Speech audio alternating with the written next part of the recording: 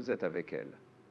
La conversation est fluide, elle rit, ses yeux s'attardent sur les vôtres une seconde de trop, sa main frôle votre bras, et instantanément, votre esprit s'emballe. Est-ce un signe, ou juste de la politesse? Vous commencez à chercher des indices, à analyser chaque mot, chaque silence, transformant une interaction humaine en une équation complexe à résoudre. Le plus grand malentendu masculin est de croire qu'une femme cache son intérêt derrière une énigme. La vérité, c'est qu'elle ne le cache pas, elle le calibre. Et le calibre. Ces signaux ne sont pas des codes secrets, ce sont des invitations vulnérables, de petites offrandes pour voir si l'espace entre vous est sûr. Vous êtes tellement occupé à essayer de déchiffrer un message caché que vous manquez celui qui est juste devant vous. Un murmure offert dans le vacarme de votre propre anxiété. Vous cherchez une confession, alors qu'elle vous propose une danse. Si cela commence à faire sens pour vous, abonnez-vous à la chaîne, aimez la vidéo et partagez vos réflexions ci-dessous. L'erreur que la plupart des hommes commettent à ce stade est fatale. Lorsqu'elle offre ce signe clair, ce compliment inattendu, ce message initié tard le soir, l'homme conditionné par la peur d'avoir l'air trop demandeur fait une chose. Il joue l'indifférence. Il attend 3 heures pour répondre. Il répond par une blague détachée. Il agit comme si cela ne l'affectait pas. Il pense créer du mystère, de la tension, de l'attirance. Mais ce qu'il fait en réalité est bien plus destructeur. Il la punit pour son courage. Il lui apprend, par une froide démonstration de contrôle, qu'être ouverte et vulnérable avec lui n'est pas récompensé, mais ignoré. Ce silence calculé que vous pensez être une démonstration de pouvoir n'est en fait qu'un vide où la connexion vient de mourir. Chaque geste qu'elle fait n'est pas un indice, c'est un investissement. Pensez-y.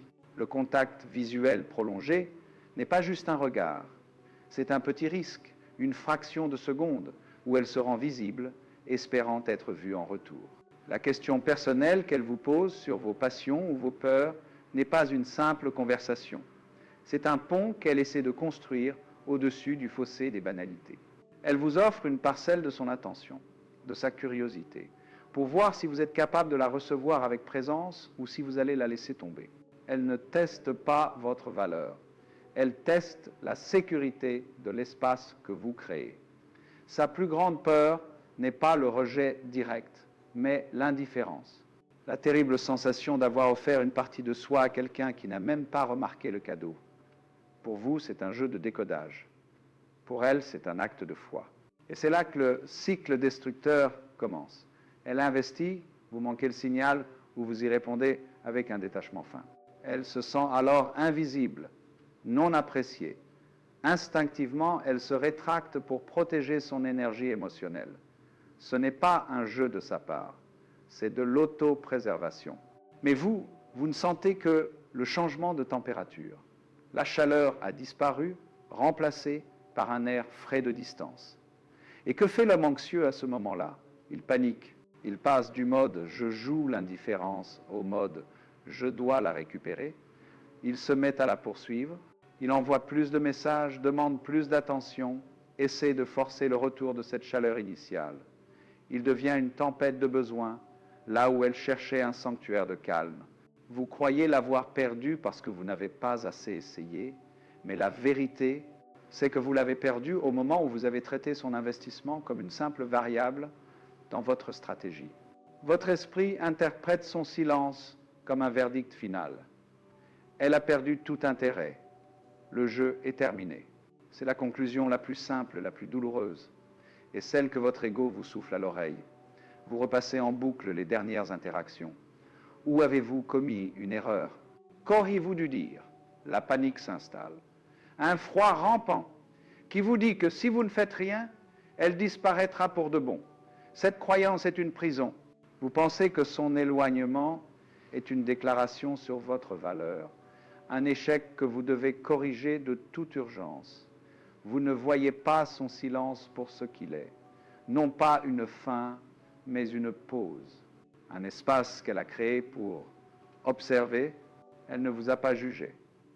Elle a simplement cessé d'investir son énergie dans un endroit où elle ne se sentait pas en sécurité. et maintenant elle attend de voir ce que vous allez faire de ce vide. Cette histoire que vous vous racontez, elle n'est plus intéressée, est la plus grande illusion masculine. Elle vous décharge de toute responsabilité et vous place dans le rôle de la victime impuissante. Mais la vérité est plus complexe. Son retrait n'est presque jamais une question d'intérêt soudainement évaporé. C'est une question de sécurité émotionnelle. Elle vous a offert une ouverture, un signe de sa vulnérabilité. Et votre réponse, qu'elle soit indifférente ou anxieuse, lui a montré que l'espace n'était pas sûr. Son silence n'est pas une arme contre vous, c'est un bouclier pour elle. Vous croyez qu'elle vous punit, mais en réalité, elle se protège. Et tant que vous penserez que son comportement est une attaque personnelle, vous continuerez à réagir de la pire des manières, en essayant de forcer une porte qu'elle vient de verrouiller pour sa propre survie. Et c'est là que vous commencez à la poursuivre. Poussé par la peur de la perdre, vous faites exactement ce qui garantit que vous la perdrez. Les messages deviennent plus fréquents. Tout va bien? Je pensais à toi. Des phrases qui semblent innocentes, mais qui sont chargées du poids de votre anxiété. Vous essayez de recréer de force l'intimité qui existait naturellement il y a quelques jours. Chaque message sans réponse est une nouvelle preuve de votre échec, ce qui vous pousse à en envoyer un autre. Vous devenez une présence insistante, une vibration de besoin qui résonne dans son téléphone. Vous pensez que vous lui montrez que vous tenez à elle, ce qu'elle ressent, c'est la pression. Elle sent votre vide intérieur que vous essayez de combler avec son attention. Vous n'êtes plus l'homme calme et centré qu'elle a rencontré. Vous êtes devenu une tempête de besoins. La plus grande ironie est que vous croyez devoir lui prouver à quel point vous êtes intéressé, alors que le problème initial était que vous n'avez pas su comment recevoir son propre intérêt. Vous avez manqué le moment crucial. Vous avez ignoré son investissement et maintenant, vous essayez de compenser en inondant l'espace d'une énergie désespérée. Vous êtes comme un jardinier qui, après avoir oublié d'arroser une plante délicate, essaie de la sauver en la noyant. Son retrait n'est pas un appel pour que vous en fassiez plus. C'est la conséquence du fait que vous n'avez pas été assez présent au bon moment. Elle ne voulait pas de grands gestes, de déclarations ou de poursuites. Elle voulait simplement que son petit geste courageux soit reçu avec une chaleur calme et une présence stable. Dites-moi si vous avez déjà ressenti cette terrible inversion des rôles. Cette poursuite est une quête désespérée pour reprendre le contrôle, mais elle ne fait que révéler votre impuissance totale. Vous pensez que si vous trouvez la bonne phrase, le bon geste, vous pourrez la récupérer comme si elle était un objet que vous aviez égaré. Mais elle n'est pas un territoire à conquérir. Elle est une énergie qui répond à une autre énergie. Votre agitation ne fait que renforcer sa décision de rester à distance. Elle observe un homme qui s'effondre dès que l'attention lui est retirée. Comment pourrait-elle se sentir en sécurité avec quelqu'un dont le bien-être dépend entièrement d'elle? Le véritable pouvoir ne consiste pas à la forcer à revenir. Le véritable pouvoir consiste à être l'homme qui reste si stable, si ancré en lui-même, que son absence ne le détruit pas. C'est cette force tranquille qui seule peut l'inspirer à revenir. Alors comprenez bien ceci. Son éloignement n'est pas la fin de l'histoire. C'est le début du véritable test. La plupart des hommes échouent ici. Ils voient son silence et se lancent dans une course frénétique pour le combler. Mais l'homme qui comprend la dynamique féminine voit ce silence différemment. Il le voit comme une question silencieuse qu'elle lui pose. Qui es-tu quand je ne suis pas là pour valider ton existence? C'est une invitation à lui montrer votre centre de gravité. Allez-vous vous effondrer dans le besoin ou allez-vous maintenir votre cadre, continuer à vivre votre vie et rester ce havre de paix stable auquel elle pourrait vouloir revenir? Votre réponse à son absence est la plus grande déclaration que vous puissiez faire sur votre force en tant qu'homme. Elle ne teste pas votre intérêt, elle teste votre solidité. La vérité cachée, celle que vous ne voyez jamais dans votre panique, est que l'intérêt d'une femme n'opère pas sur un simple axe d'attraction, il opère sur un axe de sécurité. Avant de pouvoir s'abandonner à l'attirance, son instinct le plus profond doit répondre à une question bien plus primordiale. Cet homme est-il un havre de paix ou une tempête en devenir. Chaque petit signe qu'elle vous a offert n'était pas une tentative de vous séduire, mais un test pour évaluer la solidité de votre sol émotionnel. Elle trempait un orteil dans l'eau pour en tester la température. Votre réaction, qu'elle soit indifférente ou anxieuse, lui a donné sa réponse. Le problème n'est pas que vous n'êtes pas assez attirant, c'est que vous n'avez pas encore prouvé que vous étiez suffisamment sûr. Elle ne s'est pas éloignée de vous. Elle s'est éloignée du chaos qu'elle a senti en vous. Comprenez que son retrait est un mécanisme de protection énergétique, pas une attaque personnelle. Chaque fois qu'elle initie un contact, offre un compliment ou partage une vulnérabilité, elle vous tend une petite parcelle de son énergie. C'est un investissement. Si cet investissement tombe dans un vide, votre indifférence feinte, ou s'il est accueilli par une vague de besoin, votre anxiété, elle le ressent comme une perte nette. Son système nerveux ne fait pas la différence entre une stratégie de séduction et une véritable instabilité émotionnelle. Il ne sent qu'une chose. L'espace que vous occupez n'est pas un endroit où son énergie est en sécurité.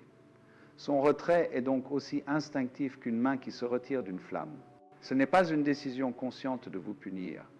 C'est une réaction inconsciente pour se préserver. Ce que vous percevez comme un test n'est en réalité qu'une observation passive de votre part. Elle n'a pas besoin de vous poser des questions pièges ou de créer des scénarios complexes. Il lui suffit de faire un pas en arrière et de regarder comment vous réagissez au vide. Votre comportement dans son absence est la plus pure vérité sur votre solidité intérieure. Allez-vous vous effondrer? Allez-vous la blâmer? Allez-vous vous mettre à la poursuivre, prouvant ainsi que votre paix intérieure dépend entièrement de sa validation? Ou allez-vous maintenir votre cap, rester ancré dans votre propre vie, votre propre mission, votre propre valeur? Son silence n'est pas une arme, c'est une caméra de surveillance émotionnelle. Elle ne vous teste pas, elle vous révèle à vous-même et elle observe attentivement le spectacle. La dynamique de l'attraction est une danse de polarité. L'énergie féminine, dans son essence, est fluide, parfois chaotique, comme l'océan. Elle est instinctivement attirée par une énergie masculine qui est stable, présente et inébranlable, comme un phare sur une falaise. Lorsque vous répondez à son retrait par la poursuite, vous abandonnez votre rôle de phare pour devenir une autre vague dans son océan. Vous introduisez votre propre chaos dans l'équation. Vous ne devenez pas la solution à son incertitude, mais une source supplémentaire de turbulence. Elle ne cherche pas un homme qui a besoin d'elle pour être calme. Elle cherche un homme dont le calme est si profond qu'il peut accueillir sa tempête sans jamais vaciller. Votre poursuite est la preuve irréfutable que vous n'êtes pas encore cet homme. Votre erreur initiale, ce jeu de l'indifférence, a créé la blessure originelle. En ignorant son geste d'ouverture, vous ne lui avez pas seulement montré un manque d'intérêt. Vous lui avez communiqué quelque chose de bien plus profond et de plus douloureux, que sa vulnérabilité n'a aucune valeur à vos yeux. Vous lui avez appris que lorsqu'elle se montre authentique et courageuse, elle est accueillie par le froid et le silence. C'est une leçon qu'une femme n'oublie jamais. Son instinct enregistre cette information. Cet homme punit l'honnêteté émotionnelle. Dès lors, comment pourrait-elle jamais se sentir en sécurité pour vous offrir les parties plus profondes d'elle-même? Votre stratégie pour paraître puissant l'a en réalité convaincu de votre incapacité à gérer une véritable intimité. Elle ne s'est pas retirée parce que vous étiez trop distant, mais parce que votre distance lui a semblé dangereuse. Elle ne cherche pas un suiveur. Elle cherche un leader. Non pas un leader qui la domine, mais un leader qui dirige sa propre vie. Votre mission, vos passions, vos objectifs doivent constituer le centre de gravité de votre univers. Quand elle vous a rencontré, elle a été attirée par cet univers, par la force de votre propre soleil. Mais au moment où vous avez commencé à la poursuivre, vous avez déplacé le centre de votre univers. Elle est devenue votre soleil. Vous avez commencé à tourner autour d'elle. Cet abandon de votre propre cadre est la chose la moins attirante qui soit. Une femme ne peut pas se soumettre à la direction d'un homme qui abandonne sa propre direction à la seconde où elle menace de partir. Son retrait est un filtre inconscient pour éliminer les hommes qui n'ont pas leur propre orbite. Le silence qu'elle vous impose est un miroir. Il ne vous montre pas son désintérêt, il vous montre votre propre vide. Si son absence crée en vous un tourbillon d'anxiété, de doute et de besoin, c'est que ce tourbillon existait déjà en vous bien avant elle. Elle n'en est pas la cause, elle n'en est que le révélateur. Vous utilisez son attention pour anesthésier votre propre malaise intérieur. Quand elle retire cette attention, vous êtes forcé de faire face à vous-même. La douleur que vous ressentez n'est pas la douleur de la perdre, c'est la douleur de vous rencontrer, enfin. Et tant que vous chercherez à l'extérieur, en la poursuivant, une solution à un problème qui est à l'intérieur, vous resterez piégé dans ce cycle de souffrance. Elle vous offre, sans le savoir, la plus grande des opportunités, celle de combler votre propre vide. La vérité ultime est donc la suivante. Son éloignement n'est pas une porte qui se ferme, c'est une invitation silencieuse.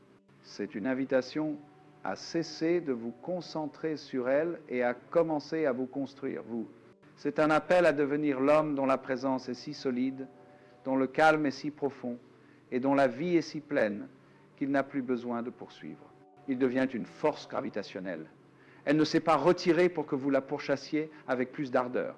Elle s'est retirée pour vous donner l'espace de devenir l'homme qu'elle espérait que vous étiez déjà.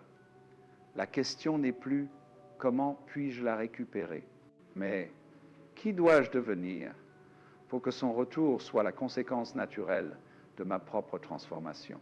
La réponse ne se trouve pas dans votre prochain message, mais dans votre prochain silence. Alors, voici ce que fait l'homme mature. Au lieu de se jeter sur son téléphone, pris de panique, il s'arrête. Il respire, il ressent la vague de froid, l'anxiété qui monte, mais il ne la laisse pas prendre le contrôle. Il observe la sensation comme on observe un nuage passer dans le ciel. Il comprend une vérité fondamentale. Sa réaction à ce moment précis définira tout ce qui suivra. Le désespoir est un cri qui repousse, mais le calme est une force gravitationnelle. Il ne se demande pas « qu'est-ce que j'ai fait de mal ?», mais plutôt « quelle est l'opportunité ici ?» L'opportunité n'est pas de la reconquérir, mais de se prouver à lui-même que son centre de gravité ne dépend pas de l'attention d'une autre personne. Il choisit de ne rien faire, non pas comme une stratégie, mais comme une démonstration de foi en sa propre valeur. Ce silence n'est pas vide. Il est plein de présence. Il ne s'agit pas d'ignorer la situation, mais de la transcender. L'homme centré retourne son attention vers l'intérieur et vers sa propre vie. Il se plonge dans son travail, il appelle ses amis, il va à la salle de sport, il lit ce livre qu'il avait mis de côté. Il ne le fait pas pour la rendre jalouse ou pour lui montrer ce qu'elle manque. Il le fait parce que c'est ce qu'un homme de valeur fait, que quelqu'un le regarde ou non. Il comprend que l'on n'attire pas en poursuivant. On attire en étant si profondément ancré dans sa propre existence que l'on devient un point fixe dans un monde chaotique. Sa vie ne s'arrête pas parce qu'elle a cessé d'envoyer des messages. Au contraire, il utilise cette nouvelle énergie, cette anxiété, comme carburant pour construire son propre royaume. Il devient l'homme qu'il serait si elle n'avait jamais existé, et c'est précisément cet homme qu'elle désire. C'est l'art de la non-résistance. L'homme anxieux essaie de ramer à contre-courant, de forcer la rivière de son affection à revenir vers lui. C'est épuisant et futile. L'homme sage, lui, devient la berge. Il est solide, présent, inébranlable. Il n'essaye pas de contrôler l'eau. Il offre simplement la structure qui lui permet de couler naturellement. Il accepte son silence. Il accepte sa distance. Il ne lutte pas contre la réalité du moment présent. Dans cette acceptation se trouve un pouvoir immense. Il communique silencieusement. Je ne suis pas menacé par ton absence. Je suis assez fort pour te donner l'espace dont tu as besoin, sans m'effondrer.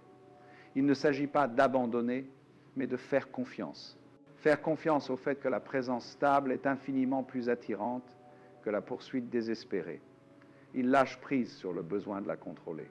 Après une période de silence respectueux, des jours, peut être une semaine, il peut choisir de rétablir le contact. Mais la nature de ce contact est cruciale. Ce n'est pas un « tu me manques » ou un « pourquoi es-tu si distante ». C'est un message qui n'exige rien. C'est un partage de sa propre vie, une invitation légère, sans attente. Je viens de voir ce film dont nous avions parlé, ça m'a fait penser à toi. J'espère que tu vas bien. C'est tout. Il ne demande pas de réponse. Il ne cherche pas à la culpabiliser. Il ouvre simplement une porte et la laisse décider si elle veut la franchir. Il a réinitialisé la dynamique. Il n'est plus le poursuivant anxieux, mais l'homme stable et intéressant qu'elle a rencontré au début. Il ne vient pas d'un lieu de manque, mais d'un lieu d'abondance. Son silence pendant cette période est une communication en soi bien plus puissante que n'importe quel mot. Ce n'est pas le silence froid et punitif du joueur, mais le silence chaud et confiant de l'homme qui connaît sa propre valeur. Ce silence dit « Mon bien, être ne dépend pas de toi. Ma paix intérieure est inconditionnelle. Je continue d'avancer sur mon chemin et je serai heureux que tu m'y rejoignes. Mais mon chemin continue, quoi qu'il arrive. » C'est la démonstration ultime d'un cadre masculin fort. Il ne la punit pas, il ne la supplie pas. Il lui montre par ses actions, ou plutôt par sa non-action, qu'il est le phare qu'elle cherchait. Un phare ne court pas après les bateaux, il reste simplement là, brillant de sa propre lumière, offrant un chemin sûr à ceux qui cherchent un port. C'est ainsi qu'il devient le sanctuaire. En refusant de participer au drame de la poursuite, en choisissant la stabilité plutôt que l'anxiété, il répond à la question silencieuse qu'elle lui posait. « Qui es-tu quand je ne suis pas là ?» Sa réponse est claire. « Je suis le même homme, complet, centré et en paix. » Il a prouvé qu'il n'était pas une tempête de besoin, mais un havre de paix. Il a prouvé qu'elle pouvait lui confier non seulement son intérêt, mais aussi son incertitude, sans qu'il ne s'effondre. Il n'a pas gagné en la récupérant. Il a gagné en devenant l'homme qui n'a plus besoin de gagner. Et c'est cette énergie, cette force tranquille, qui crée un espace de sécurité si profond qu'elle se sent non seulement attirée, mais aussi instinctivement poussée à y revenir. Il n'a rien forcé, il a tout permis. Et soudain, vous comprenez, le paradoxe initial se révèle sous une lumière nouvelle et implacable. Elle ne s'est pas éloignée parce qu'elle ressentait trop peu, mais parce que vous lui avez fait ressentir beaucoup trop. Trop d'incertitude, trop d'instabilité, trop de chaos. Son retrait n'était pas un jugement sur votre valeur, mais un verdict sur la sécurité de l'espace que vous avez créé. Elle vous a offert une parcelle de son monde, une invitation fragile, et en réponse, vous lui avez présenté soit un mur de froideur calculé, soit un tourbillon de besoins anxieux. Elle n'a pas fui l'homme, elle a fui la tempête que l'homme est devenu. Vous étiez tellement occupé à essayer de déchiffrer son message que vous n'avez pas réalisé que votre propre transmission était brouillée par la peur. Vous pensiez qu'elle jouait un jeu, alors que la seule personne qui jouait, c'était vous contre vous-même. Le véritable pouvoir, vous le voyez maintenant, ne réside pas dans le fait de la comprendre, mais dans celui de vous maîtriser.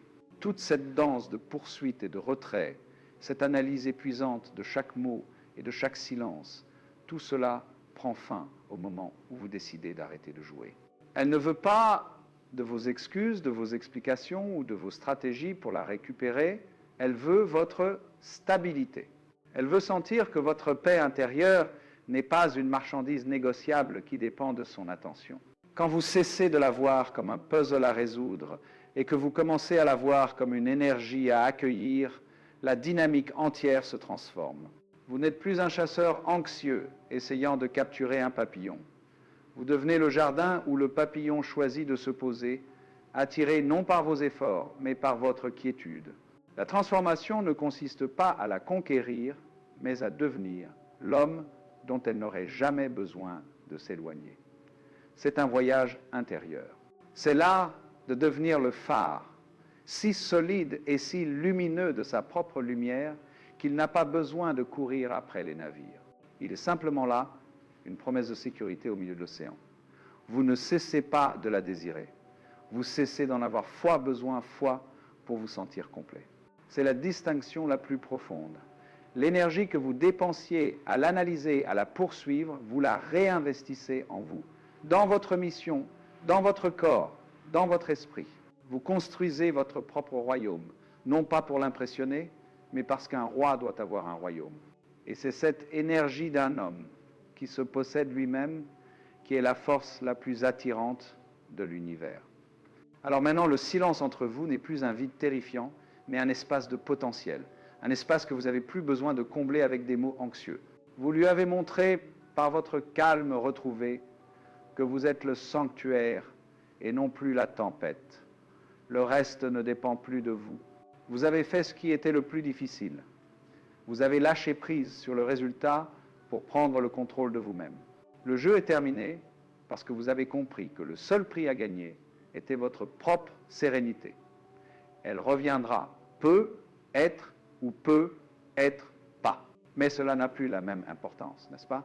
Parce que l'homme que vous êtes devenu n'est plus défini par son absence, mais par sa propre présence. Commentez ci-dessous ce que vous voyez maintenant en elle et en vous, que vous ne pouviez pas voir auparavant.